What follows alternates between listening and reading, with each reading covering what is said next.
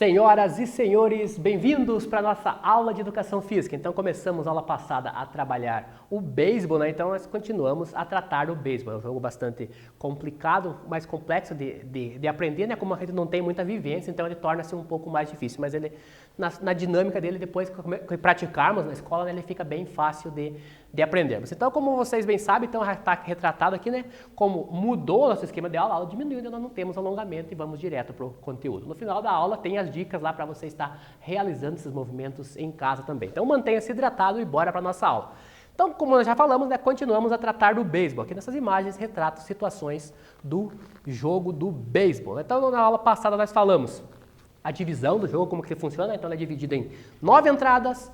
Cada entrada é dividida em 2 turnos, né? Para terminar um turno, precisa eliminar 3 rebatedores. Eliminei 3 rebatedores, termina um turno. Troca a defesa para ataque. Eliminei mais 3, acaba uma entrada. Aí funciona a dinâmica do beisebol. Então, depois que o jogo está rolando, o que acontece?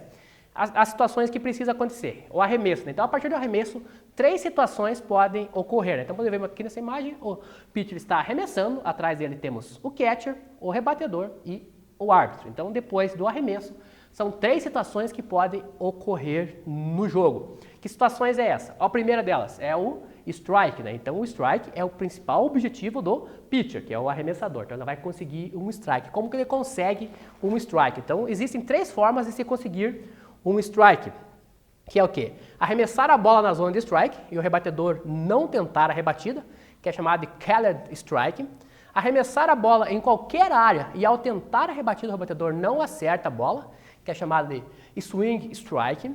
E o rebatedor manda a bola para uma área considerada fora do campo, que é o foul. Então são essas 3 situações, formas de conseguir um strike. Como que ele sabe a parte de zona de strike, né? Como que é dada. Então a zona de strike, na marcação da home plate, existe a marcação da largura da zona de strike, que a arbitragem vai determinar. Então no chão, a marcação em cal, existe a largura. E a distância como que é dada? É dada entre o cotovelo do rebatedor e o joelho. Então, para ser uma zona válida, é entre o cotovelo do rebatedor e o joelho do rebatedor. Aí varia bastante, porque dependendo da situação que o rebatedor se posiciona. Se ele estiver mais alto, ele tem um ângulo. Se ele baixar o centro de gravidade dele, abre outro ângulo. Então, dependendo da estatura do atleta também, né? Então ele varia bastante essa zona chamada de zona de strike. Então sempre que a bolinha é jogada nesse espaço e o rebatedor não consegue, ele tem uma bola, né? Então ele perdeu, ele tem um strike para ele. Então ele pode até chegar a 3. Se ele errar 3 rebatidas nesse espaço, esse rebatedor é eliminado. Então tem essa situação de strike, então mandar a bola dentro desse espaço. Se a bola for fora desse espaço também e o rebatedor tentar rebater e não acertar, é considerado bola boa também, então ele não vai na bola. Pode ver que às vezes quando a bola não vem boa, o rebatedor nem faz movimento de ir na bola, né? Porque se ele fizer esse movimento, caracteriza como tentativa de rebatida. Se ele não acertar, ele pode ser penalizado com um strike também, né? Então ele não vai na bola.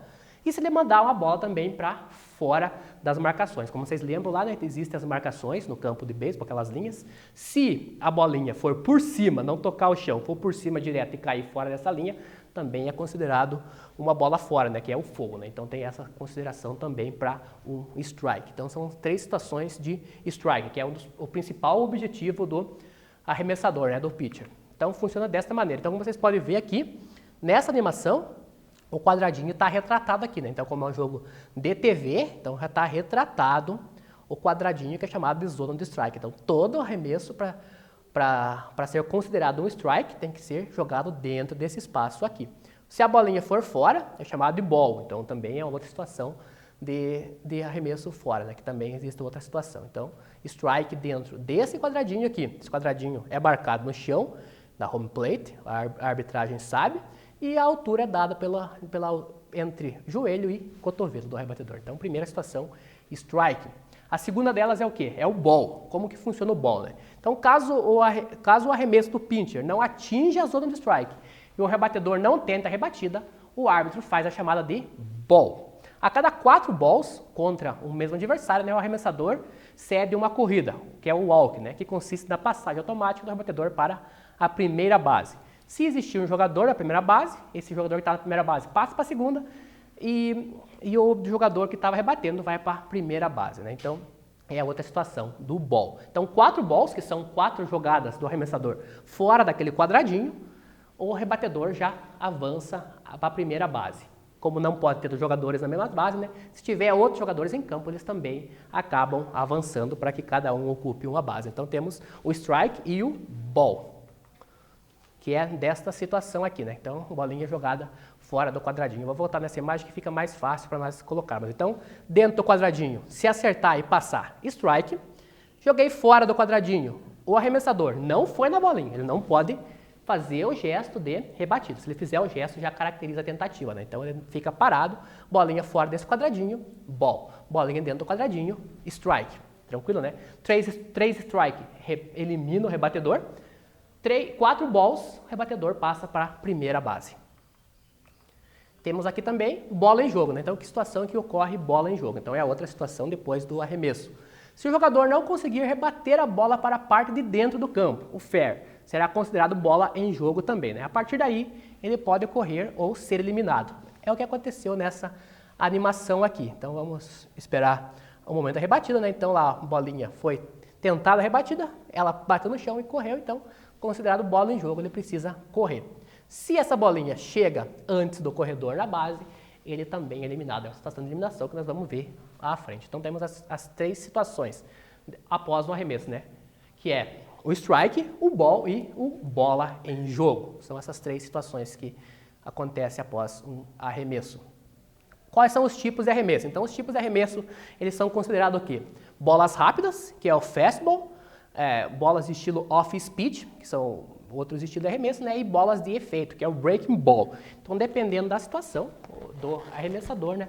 Ele pode colocar efeitos de jogar mais rápido, mais lento, dependendo da situação. Tudo isso aí ele utiliza da costura da bola. Então, a costura da bola vai facilitar esse arremesso, colocar o efeito, né? Então, ele vai ter sempre, o arremesso vai ser escondido para o rebatedor não saber qual o movimento, né? Então, ele deixa sempre atrás da luva, aqui, escondida a bolinha.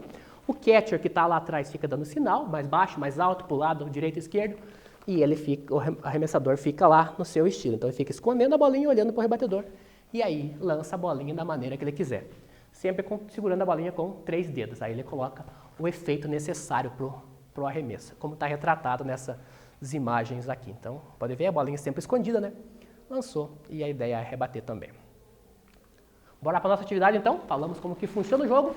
Temos a nossa primeira atividade do dia, que fala o seguinte: atividade objetiva, né, nosso quiz. Quais são os 3 principais tipos de arremessos no beisebol? Letra A, fastball, off-speed e breaking ball. Letra B, strike, ball e bola em jogo. Letra C, Craig, Roders e Stowball. E letra D, todas as alternativas estão corretas. Já já voltamos com a correção desse quiz.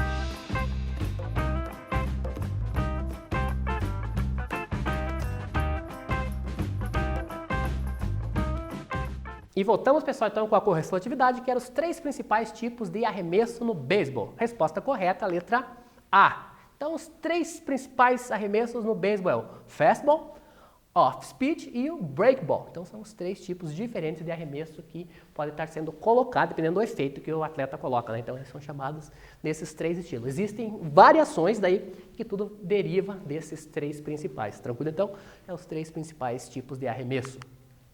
Então, como nós falamos da questão do arremesso, né? Então, quando acontece o arremesso, 3 situações que podem ocorrer: strike, ball e bola em jogo. E aqui como que acontece eliminações. Então, como nós sabemos, precisa eliminar 3 rebatedores para que termine aquele turno, né? Dentro da entrada. Então, quando um time está na defesa, seu objetivo é eliminar 3 adversários, para que ocorra a mudança de turno e entradas, né? Basicamente, as eliminações podem ocorrer de 5 maneiras. Então, são 5 maneiras diferentes que podem ocorrer eliminação do rebatedor. Então, quais que são elas?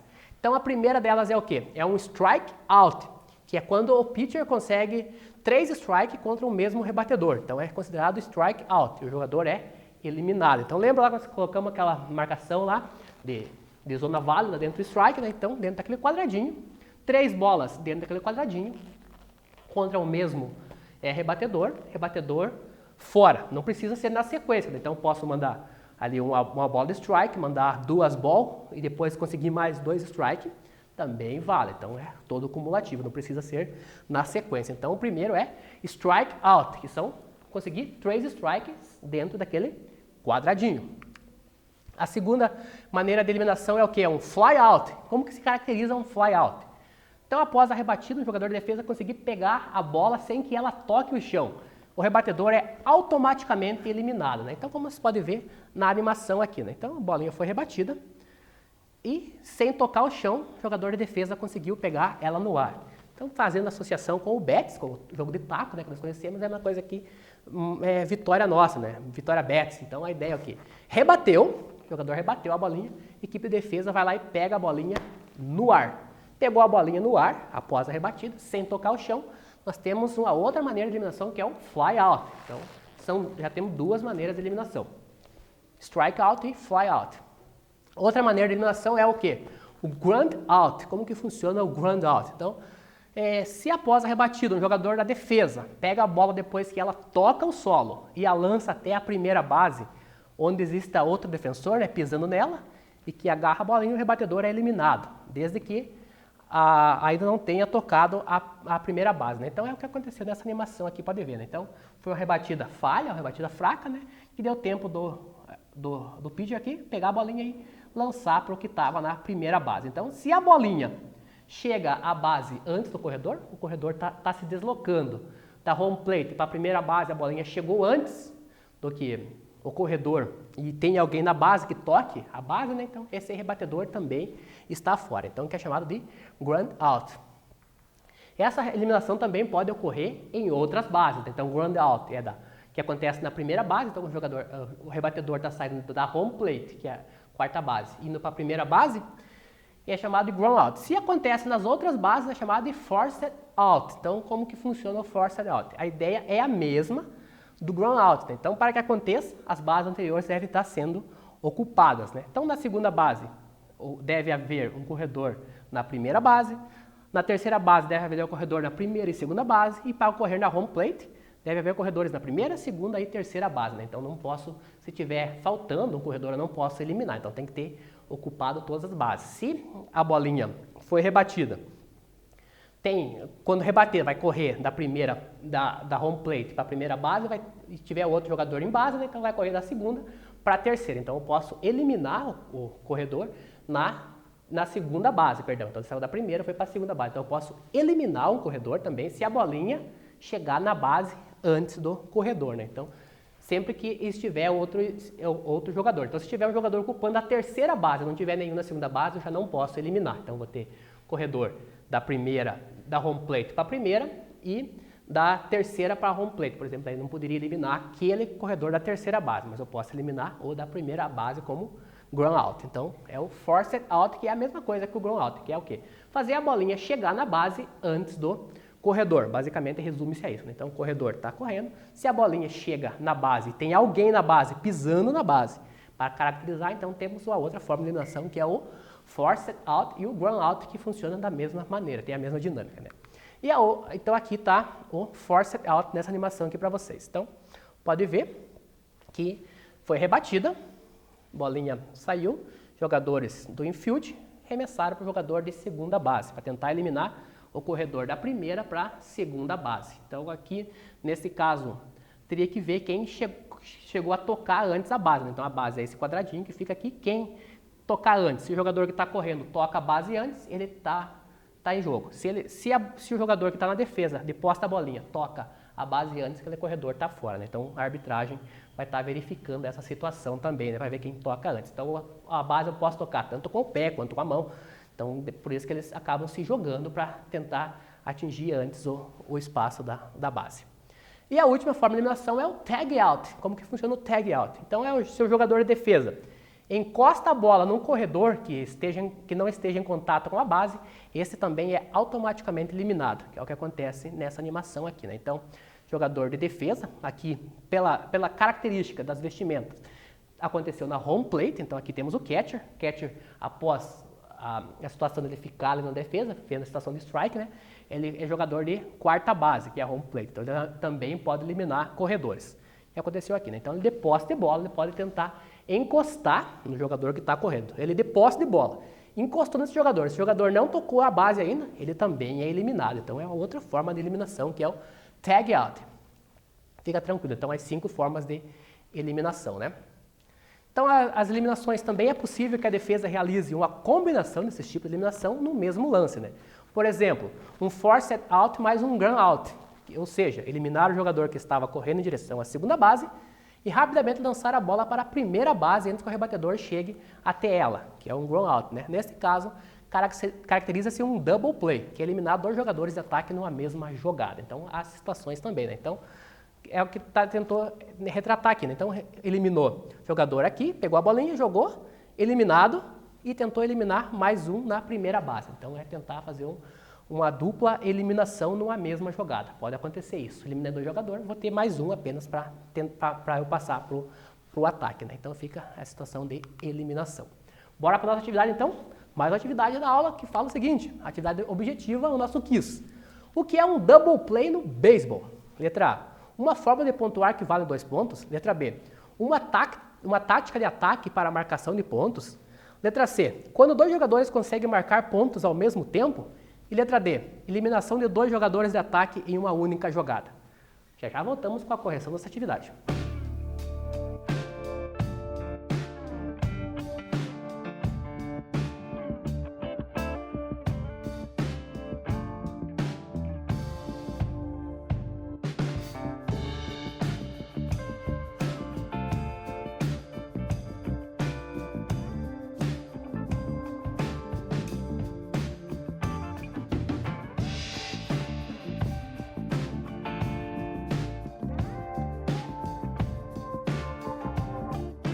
Voltamos então, pessoal, com a correção de atividade, que era o que? Um double play. Então, um double play é caracterizado por o quê? A eliminação de 2 jogadores de ataque em uma mesma jogada. Então, eliminei 2 jogadores na mesma jogada, é um double play. Então, como que funciona as rebatidas, né? Então, as rebatidas ocorrem no turno de ataque da equipe e o objetivo é conseguir uma rebatida válida. Basicamente, existem 2 tipos de rebatida.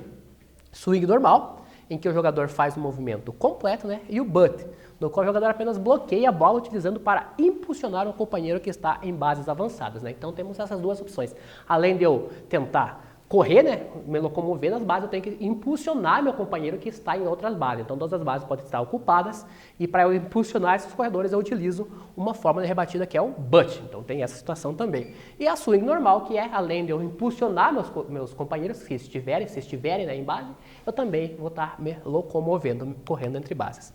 Então, para que se torne uma rebatida válida, é necessário que a bola vá para a parte considerada dentro do campo, o fair, que não ocorra uma eliminação, né? Após o contato entre o taco e a bola, o rebatedor torna-se corredor.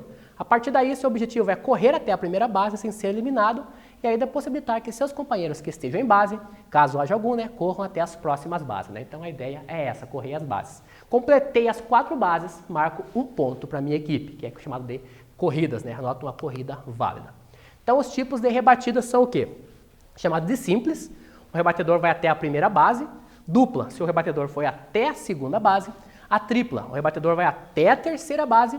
E a inside the Parker Romer Run é quando o rebatedor vai até a 4ª base, né? Em uma única corrida, né? Então, em uma única corrida, o rebatedor fez as 4 bases, é chamado de inside the Parker Romer Run. Então, tem essa situação de rebatidas. Então, se for simples na primeira, dupla na segunda, tripla na terceira base, né? E assim são colocadas. Também temos o romer run, que é quando o rebatedor manda a bola para fora dos limites do campo, né? Chegando na arquibancada, numa área considerada válida, e todos os jogadores sem base anotam uma corrida, inclusive o rebatedor, né? Então a bolinha foi para a torcida, o torcedor pode levar aquela bolinha embora, porque vocês podem ver que torcedores de beisebol em filmes, por exemplo, né, sempre levam uma luva, porque a bolinha vem rápida, né? Então peguei a bolinha, não preciso devolver, não é igual futebol, não preciso devolver para campo, então a bolinha é minha, posso levar para casa. Depois eu posso pegar autógrafo do jogador, posso fazer o que eu quiser, né? Então é um roam and run. Jogou a bolinha para a torcida, roam and run. Eu vou anotar, vou fazer as 4 bases, né? E os meus companheiros que estiverem em base também anotam a corrida.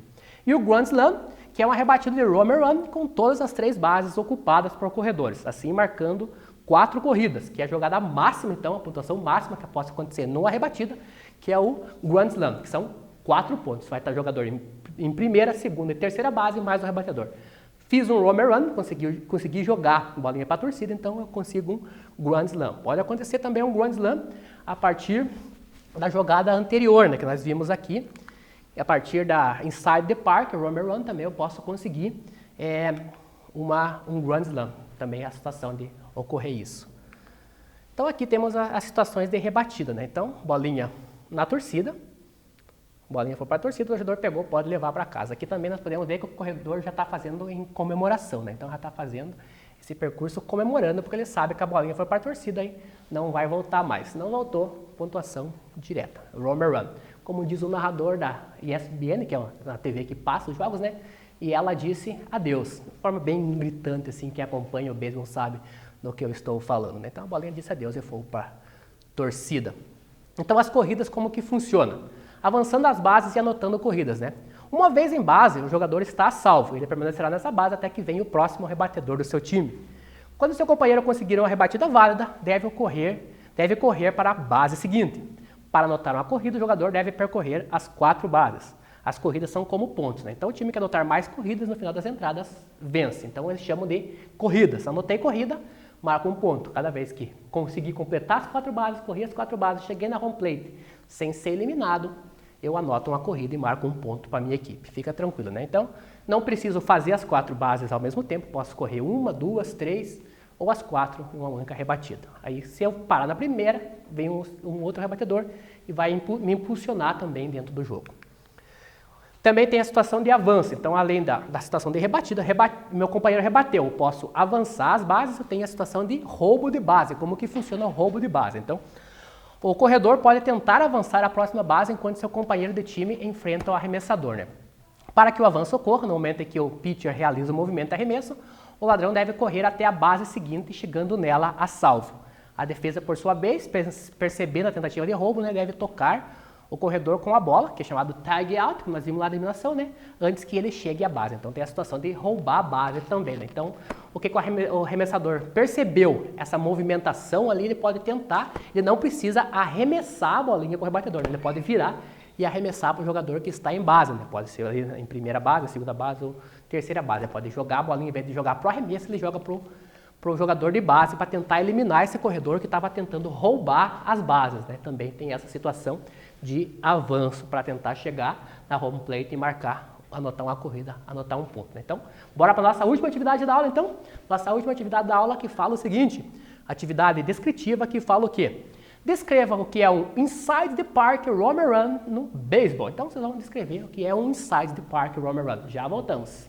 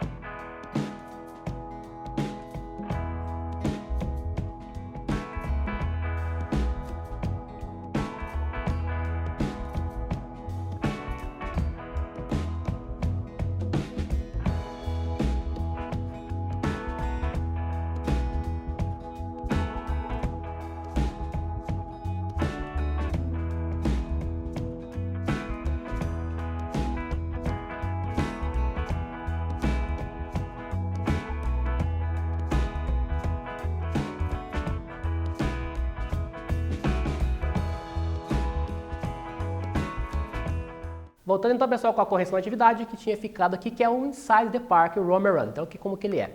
Então, o inside the park roam and run é quando o rebatedor consegue em uma única corrida chegar à 4ª base, que é a home plate com sua rebatida. Geralmente acontece, às vezes, ali no erro da defesa, né, que acabou se atrapalhando e não conseguiu pegar a bolinha, então ele conseguiu correr as 4 bases. Então, temos o inside the park roam and run. E para fechar a aula, dentro do quadro Saiba Mais, né, os vídeos que vão complementar ainda mais o conhecimento sobre o beisebol, né? Então eu aconselho vocês a assistir esse vídeo que vai estar detalhando ainda mais como que funciona o beisebol. As dicas da aula, então como não tiver alongamento, né, temos as dicas aqui, mantenha-se hidratado, o movimento é necessário. E assim fechamos, agradeço a companhia de vocês, na próxima aula trabalharemos o mesmo assunto do beisebol, softball que nós estamos trabalhando, tá? Esportes de taco. Até a nossa próxima aula, da Baiô.